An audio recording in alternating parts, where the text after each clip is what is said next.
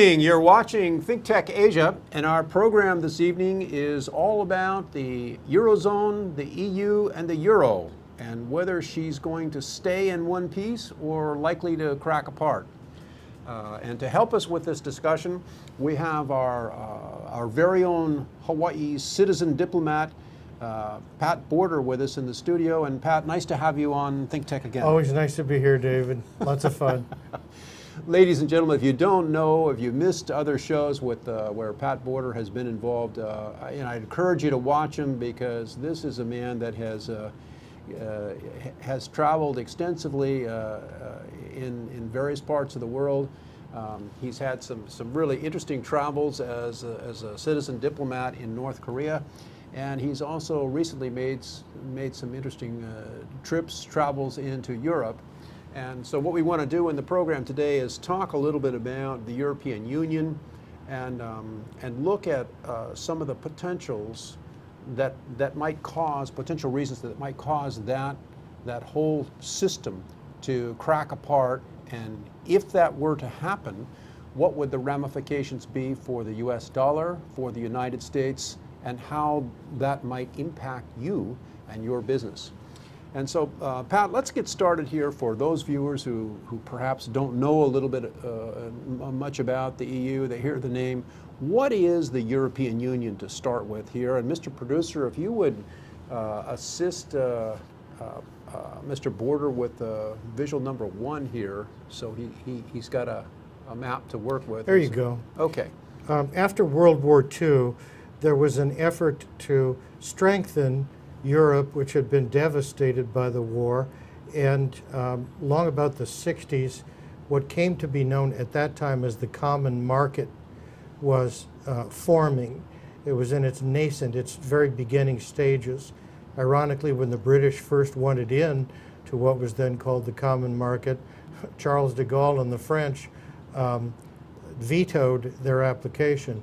Since then, what was known as the common market has evolved into the EU, and it's a combination of a political union and an economic union. The political union is really based around NATO, which we can discuss at another time, but it's basically the defensive force used by the free governments of Europe to isolate the Soviet Union, now Russia.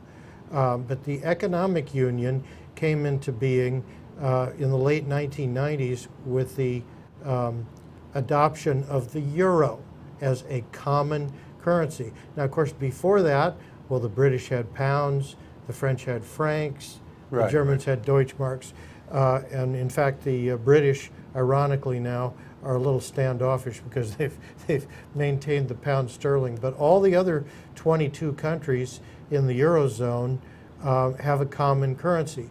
Now, except the UK. Except for the UK, yes, they all do. So in other words, if you looked at a typical euro, on one side you'd see 1, and then you'd see the euro symbol, and on the other side, the euros are country specific. So whether you're in France or Britain, or well, France or Germany or any other EU country, you might get a German euro or a French one, but they're all the same thing. It's a single currency. Where the complexity of it comes up is during the emergencies in the US, where we had all the credit default swaps and all the failures, the bank failures. 2007, 2007, mostly 2008 into 2009. Okay. Just as Bush was handing off the tiller to Obama, it was late in the summer of 2008 when things began to fail, when the banks, which they had created stock shares out of mortgages. In other words, they just batched together mortgages on homes and sold them as stocks. They were monetized, is the way it was put. And so when the stocks began to fail because the housing market went south, then you had the problem of the credit default swaps, which made things even worse. Basically what had happened is all the big banks, which have about 75 to 80% of all the wealth in this country, had insured these monetized securities with mostly with AIG, the largest insurance carrier, in the world with what they call credit default swaps. So in other words, if these securities became worthless, the AIG would step in and say, you give me the security and I'll figure out what to do with it, and here's the money that you spent buying the security. Okay, well, now how does that situation, how does that connect in with the breakup of the euro? Breakup of the euro. Okay, fine. It's all very well put, because what happened after the U.S. emergency is that the same problem began to develop in the EU countries. And as it developed, there was a sort of a sifting apart or separation of those countries which were on solid ground and which had fiscal policies, that is, the policy set within their country for balancing budgets and expenditures and those sorts of things. And there came to be a strata of countries which were on top of things, countries that were a little bit shaky, and countries that were just living, breathing disasters. Okay, so you have the stratification left Germany at the top, because the German economy is essentially backstopping the entire EU right now. Angela Merkel just got reelected as the chancellor, which is a good sign for stability. And of course, we're going to talk about some of the signs working in the opposite direction from these EU elections. But below them, you have France, which can hold its own as an economic entity. And then you have below that countries like Italy and Spain. And then below that, you have countries like Portugal, Ireland, and probably the worst of all right now is Greece. This is the shaky bottom end of the This EU. is where, because of the entire social contract, let's call it, they have a system where the retirements, the vacations, people have noted that European vacations are absurdly long, and they're systems that are so socialist that they, the old saying that Margaret Thatcher had is, the problem with socialism is sooner or later you run out of other people's money. And that's the problem in places like Greece, where they're not solvent. And so the euro that they spend has to be backstopped by somebody that's stronger. And that's where Germany comes in. They have been essentially dictating to the weaker countries, saying, we'll backstop your currency because your currency is our currency, it's the euro. But in exchange for that, you have to change your social contract so that retirees don't get the same benefits that they used to get. And that's why you see literally rioting on the streets of Athens, and in some cases some of the other capitals as well, because people are saying, you can't change the contract on us after I've worked for 30 years and now I get a retirement. Okay, let me circle back now. Yeah. A piece of the potential for cracking apart the EU has to do with the way certain governments have run their financial budgets, as you've described. Some of them a more careful conservative, like Germany, and others at the other end, like Greece. They didn't balance their budgets. They racked up huge debt. Yeah. Okay. Now, how does the U.S. housing collapse crisis of 2007, 8, and on? How does that just exacerbate the situation in the EU?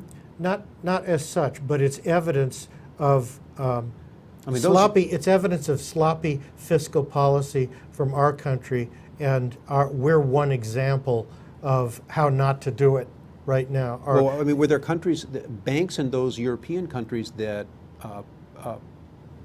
bought into these?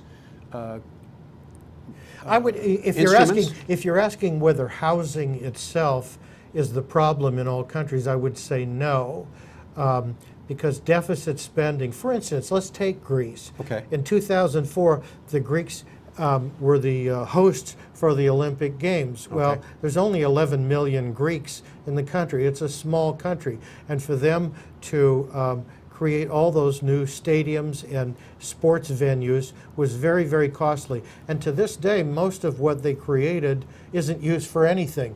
That is an epidemic problem that you see with other countries as well, where they build these phenomenal stadiums.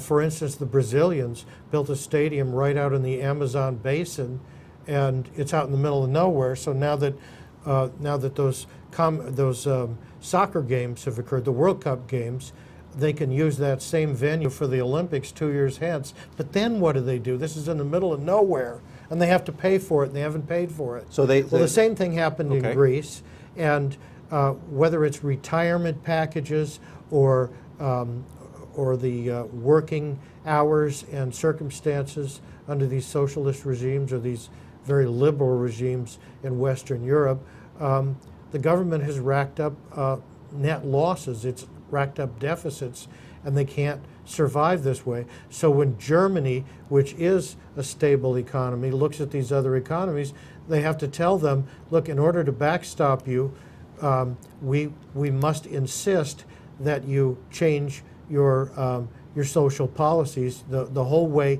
your economy works, including retirements.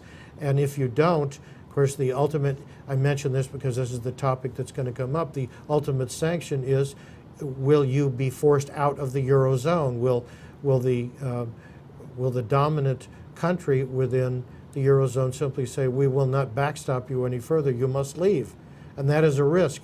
And there are people within, there are people, if you watch the major television shows, whether it's CNBC or Bloomberg or any of those major shows, they're economists and they're on-screen professionals, very professional people, and the acrimonious discussion about whether the Eurozone is teetering on the edge is a live topic, and that, this image in back of me of the euro breaking up is not an abstraction. There are people who believe not only that it could happen, but that it will happen.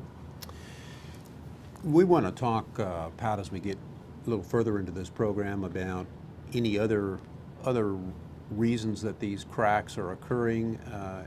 But before we do that, and kind of before we go to the break here, let me ask you to pull out your crystal ball here for a moment and look into it. You've studied this whole problem extensively.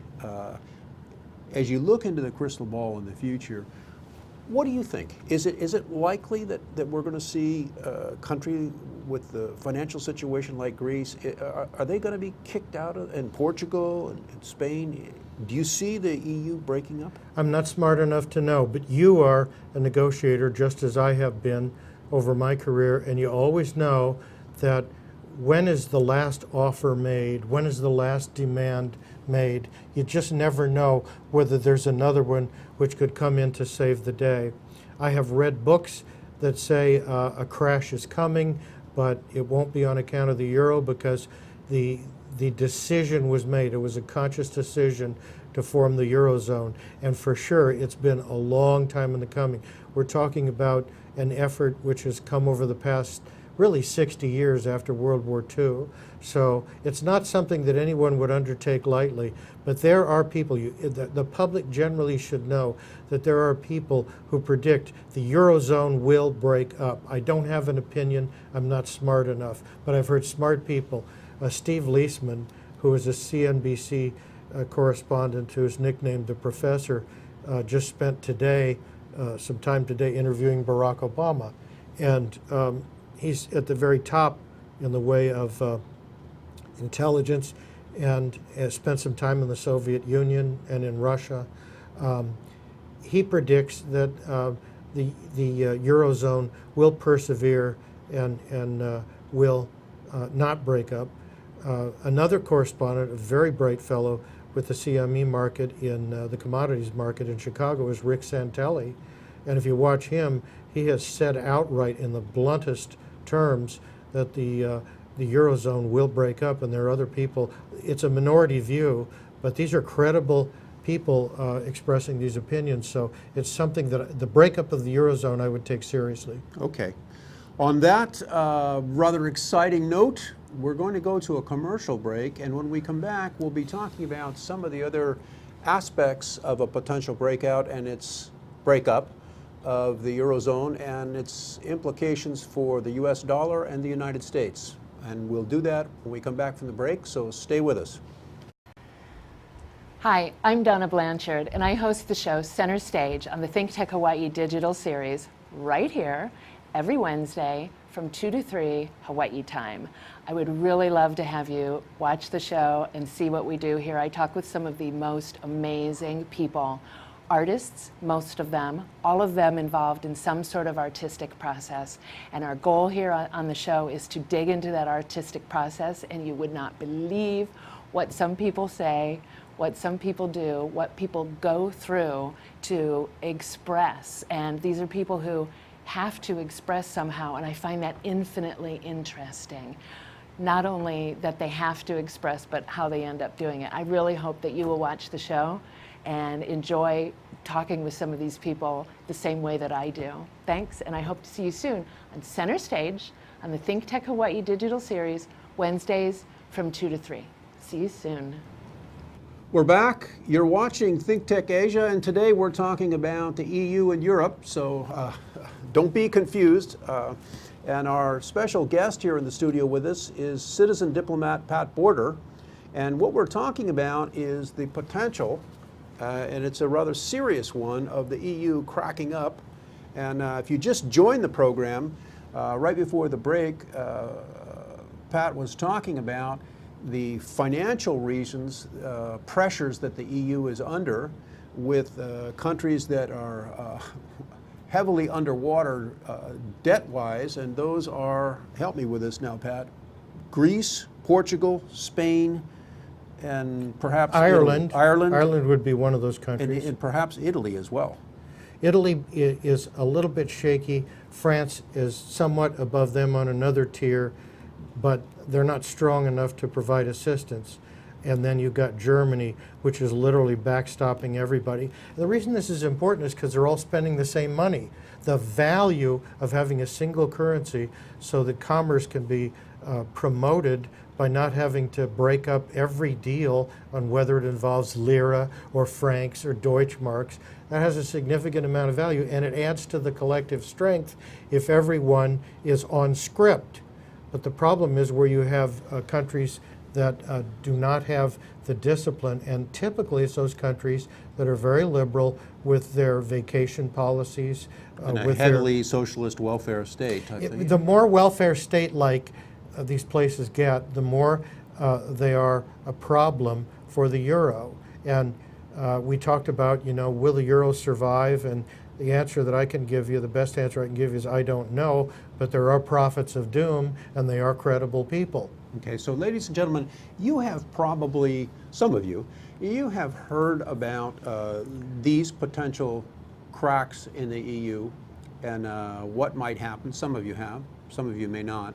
But what we want to do now is explore this topic a little bit further and set aside the financial debt side of things and look at some other reasons for potential crack up that you may not know about or you may not have heard about. And so, let's try an issue that's not necessarily debt related, Pat. Let's go to the issue of labor.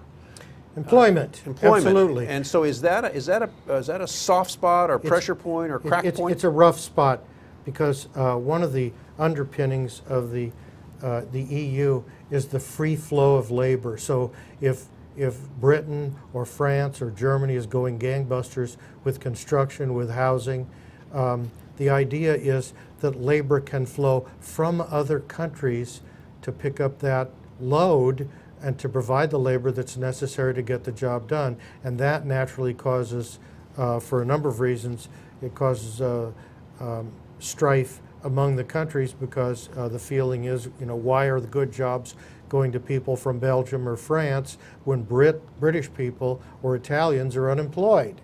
And so it's the early stages of a union where people, they're beginning to see some of the implications of their union. It's perhaps perfectly natural and human, but the free flow of labor is a part of what the EU is all about.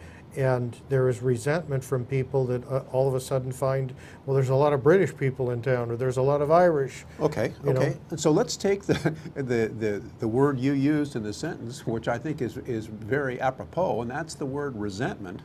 And let me go back to something that you mentioned in the first part of the program, that essentially Germany is financially is Backstopping. backstopping the whole EU. That's right. And within Germany, are the Germans resentful of that fact that they're essentially, I don't know if the right word is funding the EU, but they're certainly backing it, and it's their conservative policies, it's their budget that's holding it together. The best answer that I can give you is that the Germans went to the polls within the past couple of months, and Angela Merkel's party, their chancellor, and Angela Merkel is a former East German politician, incidentally, yeah. and she is now the. So is Putin, by the way. Not politician, but. Yeah, she is now Chancellor of Germany, and in other words, they've endorsed her plan. It's an austerity plan. She works hard on the governments of the other countries, and she's telling them to do things which are pretty counterintuitive, and that's what's taking people to the street with rioting in some of the capitals, for instance, in Athens. But she's doing what's necessary. It's the discipline that they have not been able to enforce within the country, something we know quite well because we're as human as they are, and we've failed to some degree ourselves in being able to discipline ourselves over time. But there is resentment, and the Germans are, by voting for Angela Merkel, they're voting for a continuation of this. That's I think, a very responsible vote on the part of German voters, and I hope that it pays dividends for them. But the resentment erupts spasmodically from country to country. I was in Ireland, and I didn't notice any particular problems they had. The Irish were pleasant and very dutiful, and I didn't see any demonstrations of any kind. Let me but ask you in this some que- countries there have been. Let me ask you this question.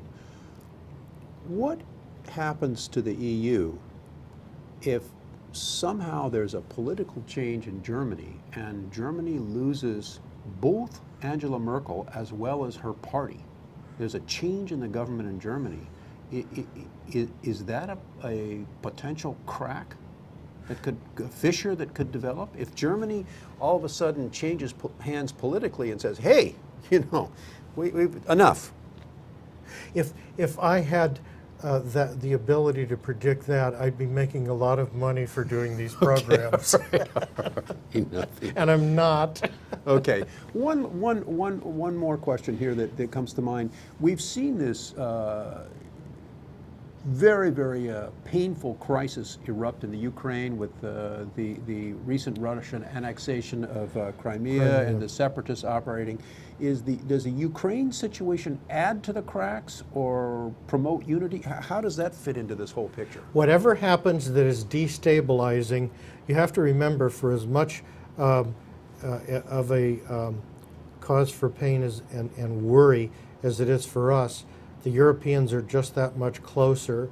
And before the history of the Ukraine is that in that period before their dictator was overthrown, he was looking to strike an economic deal with Russia and turning down a similar deal with the European Union. And the 2/3 of the Ukraine to the west, including the area, including Kiev, the capital, disliked that, and there were demonstrations, some very violent demonstrations in that direction. So the end result is that the Ukraine will probably go into the European Union, and it's more of a reason to stay together, not for financial reasons so much as just the fact that the Europeans are probably now more than ever a little doubtful of American resolve. Now, whose fault that is, I wouldn't assign that, but the United States is looking shakier than it did after World War II, and so the answer to the question is they probably see their own joint efforts as playing a greater role. And that's despite the fact that we have 50,000 soldiers in Germany, even now, 65 years after we toppled Hitler. This is so the whole NATO force that's there to... the whole NATO force is U.S. That's the U.S. contribution to the NATO force, 50,000 U.S. soldiers. And so even with that, there's some reason to believe, as Benjamin Franklin once said, if we don't hang together, we'll hang separately. And so seriously, Right. Yeah. you know, they have to defend themselves. I'm sure they recognize that. And just over time, let's face it, American resolve over the many decades has eroded somewhat because we have our own problems and we're spread out all over the world. You know, Pat, So- I want to get to this kind of an issue involving Scottish independence and how that might affect the EU, and kind of as a segue into that, let me ask you a real short answer, because we want to fit a number of other topics in here before we get to the implications of this whole potential crack up on the U.S. and the U.S. dollar. One last potential fissure that some people have suggested, I don't know what your view is, but is there a rub as between the EU, because the UK is part of the EU, but not monetarily. In other words, The UK is a part of the economic union and a part of NATO. And what's fascinating about it is the point and counterpoint, whether Scotland goes independent or whether it stays under a different arrangement with Britain could have an enormous effect on NATO. Scotland is the orange part, and it consists of roughly 5 million people. This was in the map. England, yeah, if you switch back to the map, There we go. England proper, that sort of goldenrod color, that's just England, it's not Wales, and it's nothing for Ireland, that consists of about 44 million people. So that's the 800-pound gorilla. Now, the way finances have worked in Britain from time immemorial is that all of the money bills go through Parliament in London at Westminster, and then the money is doled out by them. So this issue of devolution, which is basically something akin to states' rights in this country, where the ability to fulfill certain governmental functions is switched from the national government to the regional governments, is a big issue there. But it's not limited to Scotland. I don't think Scotland is seriously going to secede from the United Kingdom, but they want a better deal. And this issue of devolution is fascinating. Devolution being this sort of states' rights redeployment of the various functions of government, including the right to tax. London can't tax its own citizens. It has to go for a dole to Parliament in Britain, in London at Westminster, and that's how they get their money. They want to be able to develop their own system. So if they have public works that they need, they want to be able to tax based on that. So for instance, if they want to improve the roads, they'd have a road tax. If they wanted to improve the railroads regionally, they'd have a tax that would include that. Instead of getting the dole from London. Instead of just getting a dole from the central government. Central government, okay. And you know what's happening right now is fascinating, because Cameron, the British Prime Minister, is running around not only Britain, not only England proper, but up in Scotland saying, look folks, even if you vote no, change is in the wind. This devolution will work. We will go ahead and allow you to tax yourself. And they're essentially making promises to everybody from Edinburgh in Scotland to Manchester to Belfast in Ireland to be able to have this devolution and to allow them to tax themselves. They're doing this because they're trying to co-opt the independence movement. Okay, we're going to go to a break in just a moment here, but I want to show you some pictures real fast. Yeah. Mr. Producer, let's show the audience some pictures about protests in Scotland having to do with its independence right now. And these this is what's going on. It's not a gay rights movement. Those guys are. All right, and so all these things are going on right now. And so what you're really Look at saying, that. That's the British flag in tatters. So, but what you're saying, Pat, is that all of this is really a negotiations to get control of their local taxing power. Sure. Basically. Scotland has a lot of negotiating power because for NATO, in other words, all that European military effort, all of the submarines, the nuclear submarines, are based out of Scotland. So Scotland has that leverage. But the British have leverage too, because look at it this way. You know, if you have government retirees from Scotland who expect to be paid their retirement pensions in pound sterlings, and all of a sudden they go independent, what are they going to spend? Bitcoins? It's not. Well, David, really, they have to. They can't. They have to. They have to make application to the European Union. They can't just start picking up euros. They have to make application. We're going to go to a break now. I want you to stay with us because coming down the home stretch of this program, what we're going to be talking with Citizen Diplomat Pat Border, we're going to be talking with him of what are the implications of all of these potential cracks appearing in the EU for the United States and the US dollar. Stay with us. We'll be back right after the break. Hello, I'm Martin Despang, and I'm the host together with the one and only Ali Amashta, and our show is called Urban Transcendence. And Urban Transcendence is about identifying where we have a unique situation of a vibrant city in one of the most beautiful natural environments. So how these two can coincide, sometimes conflict, how they could find reciprocity in the 21st century is what we're excited about.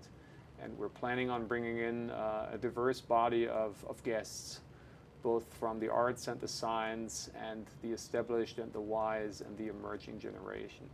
So hope you will join us. We'll always be on Thursdays from 1 to 2 p.m. Thank you. We're back. In case you just joined us, we're right in the middle of a firecracker of a discussion with, or conversation with Citizen Diplomat Pat Border on the potential for a crack-up of the EU. And now, if you've just joined us, we're here at the what I call the heart of this program. Pat, tell me, what is a reserve currency? So our audience knows. What is the concept of a reserve currency? Okay. There has always been a reserve currency, which is the preferred currency that is the backup currency for every deal that's been made. It used to be the Spanish, then the Italians, then Britain, and just as World War II came to a close, the meeting at Bretton Woods in New Hampshire established the US dollar as a reserve currency. Why is that important? Well, the reserve currency is that rock-solid currency that everybody can rely upon, and every country in the world needs some of it because most of the economic deals in between countries, whether it's France and Britain or Russia and China, is usually denominated in US dollars, and that means that each one of those countries has to hold a certain amount of US dollars in order for the deal to be made so that the backdrop is established. And so, ladies and gentlemen, that means that in your lifetime, for most of you watching this show, the reserve currency for the world in your lifetime has been the US dollar. And so how does that example that you just gave, Pat, of a country having to hold US dollars in order to do its business deals, its international business deals, its trade deals, Sure. How does that benefit us as a country? How does that benefit? If people have to hold US dollars, that means there's a demand for dollars. That raises the value of dollars and means that a lot of our money is spread out all over the world, which is exactly the way we like to have it. We have competitors for reserve currency because, let's face it, a lot of things that we have done in our fiscal policy and monetary policy, what comes out of the Fed, have caused some shaking of the foundations of our currency. So even though this show is all about the potential for an EU crack-up, related to that, and we'll get back to the EU crack-up and the reserve currency in a moment, but related to that is the potential, what you're saying is that there is a potential for a crack-up in the use of the US dollar as a reserve currency.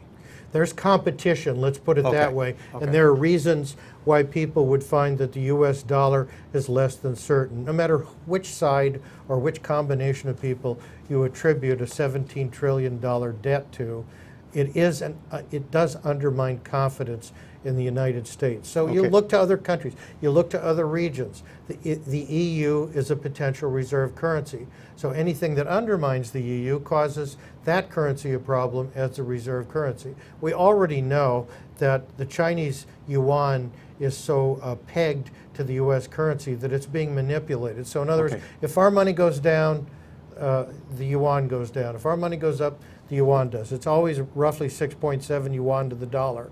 And that's artificial, and people don't like that. And so does that as a mean currency, that means that China is not a reliable currency. Okay. And so focusing on the euro now, if the EU were to crack apart, and the euro is no more, does that assist the U.S. dollar in maintaining its position as the reserve currency, or does it detract from that? It's difficult to say. Anything that undermines the competition suggests that the U.S. dollar, people have many times said the U.S. is the best home on a bad block. That's the way that best home on a bad block. Yeah. So in other words, we're better than the others, even though we're not all that good. And so by default, we might maintain ourselves as the reserve currency, but we're better off with a healthy Europe, a healthy Eastern and Western Europe, because it's a bigger market for everyone. So the answer to your question is, in a backhanded way, it would help maintain the US dollar as a reserve currency, but that shouldn't be our ultimate goal. Our ultimate goal should be a prosperous Europe, because then we can sell more goods, we can buy more goods, and we've got more US-sized economies. That's what we want to see in the years to come. More economies that are US-sized so that we can trade with them and they can trade with us. That makes sense. That makes sense. Let's shift now to, you mentioned the fiscal policies of the U.S. that have operated to create a destabilization or chop the value of the dollar. And you know, for members of our audience who have not been following this closely, and maybe they have no idea that what's been going on, let's talk about that for a moment, because you know it is related to this whole topic of the EU, and it's a very troublesome, worrisome situation. You mentioned a $17 trillion debt that our government has run up, and principally, I think you would say, as a result of irresponsible budgeting and fiscal policies. They just keep adding to the debt. Yeah, our spending policies inside the country. The fiscal policy is what our Congress does to keep us within our spending limits, and we've gone way off the tracks with that. That's Congress, and to a degree, a succession of presidents. The monetary policy is a problem too, because it's come upon us like a drug. The idea was that the Fed would buy up bonds at the rate of $70 billion per month in order to keep liquidity. In other words, having a lot of money flowing through the economy, the theory being that more jobs would be created. It's questionable. I mean, since the 2012 election, unemployment has gone down, and people continue to debate, does that mean because people who are now retirees have given up looking for work, or whether things are actually getting better? But it's like a drug, because when you have the quantitative easing is the buying up of these securities, and this process of slowly departing from this policy is slowly coming into being, but it's been very difficult. People are worried about inflation. If we have this backing off from quantitative easing, and people are worried about the twin threats are inflation and actually deflation, which we've never experienced within our lifetime.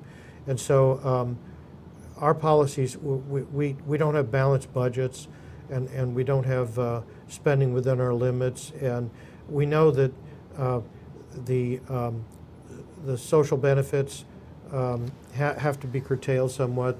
The military budgets have to be curtailed. The spending that the pork barrel kind of spending, what they call earmarks, has to be reduced, and we haven't had we have not had the discipline to do it. So in a way, we're responsible for our own condition. So we're setting ourselves up exactly like Greece. Is what you're saying? Yeah, we could make Greece look like a a tempest in a teapot if we continue at the rate that we're going. Let me We put- need to have policies that, you know, if we're going to raise taxes, we have to figure out what taxes to raise and just do it. If the feeling, of course, on the one side of the political spectrum is that raising taxes actually reduces the amount of proceeds that come in. And to the funds government. available in the private sector to invest and develop and so forth. Yeah. Well, let's put this in perspective for our audience. You mentioned that there's a $17 trillion debt. Right. Is there any easy way that you can paint that picture? What does that look like? It's from that debt, which is not our year-to-year deficit. Our budgetary deficit is coming down, and that's been noted. But people don't realize we've already got a certain amount of debt on the record. It's the monetary policy, the budget is if you pay off one credit card, you've got more of a debt limit on that credit card. But the accumulation of all the debt that you have on mortgages and the other credit card debt and all the rest, that's the cumulative effect, and that's not going down, it's going up. So that's a debt that, ladies and gentlemen, that your children and your grandchildren are going to have to deal with and going to have to pay. And let's go back to the 17 trillion for a second. That's Yeah, the projected, Okay, but how? as of the time of the next president takes How big a office. number is that? What's the equivalent? Do you have any feel for that, so that somebody could visualize what's 17 trillion look like? 17 trillion is comparable to our situation after World War II. In other words, we're not in totally uncharted territory. We've been in as bad a situation before, but it doesn't bode well for us. Okay, let's go from 17 trillion, which is our existing deficit, and now look at our unfunded liabilities for Social Security and other benefit programs. That number is not 17 trillion, commitments for retirement plans and all that. That number is some horrendous tens of trillions above 17. It's a 70 or 80 trillion dollar number, I think. No, That's- it's not that bad, but it's what's projected is that if changes aren't made to Social Security, that it would eventually fail. There have been changes over time. The Social Security fund really isn't separate anymore. It's supplemented by taxes that we all pay. And will it survive? I believe it will survive by a combination of delayed benefits. For instance, right now, for people my age, you can collect and be unemployed, or you can collect and still remain employed at age 66.